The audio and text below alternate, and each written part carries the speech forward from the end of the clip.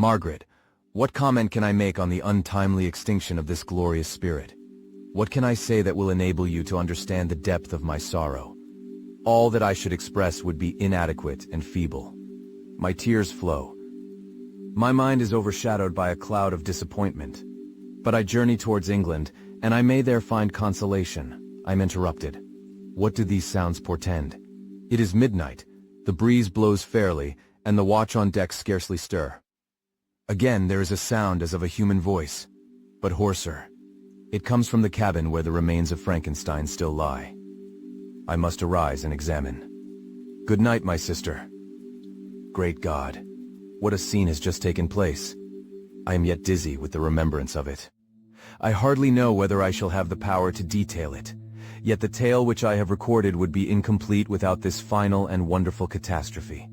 I entered the cabin where lay the remains of my ill-fated and admirable friend.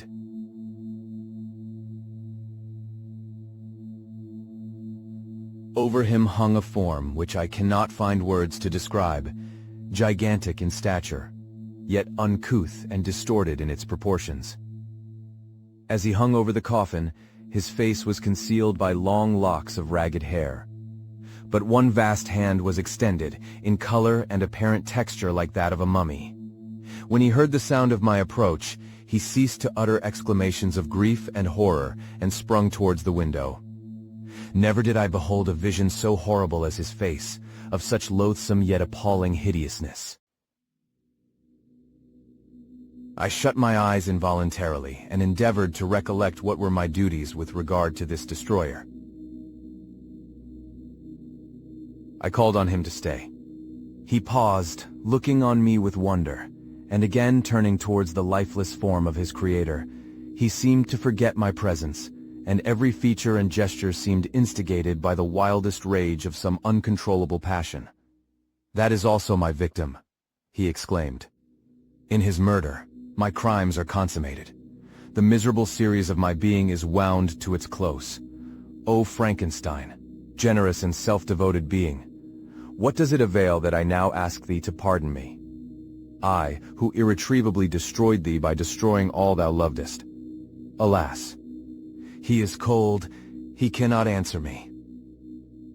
His voice seemed suffocated, and my first impulses, which had suggested to me the duty of obeying the dying request of my friend in destroying his enemy, were now suspended by a mixture of curiosity and compassion. I approached this tremendous being. I dared not again raise my eyes to his face. There was something so scaring and unearthly in his ugliness.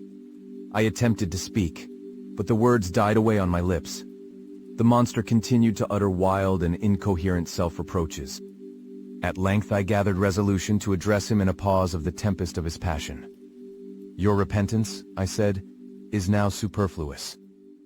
If you had listened to the voice of conscience and heeded the stings of remorse before you had urged your diabolical vengeance to this extremity, Frankenstein would yet have lived.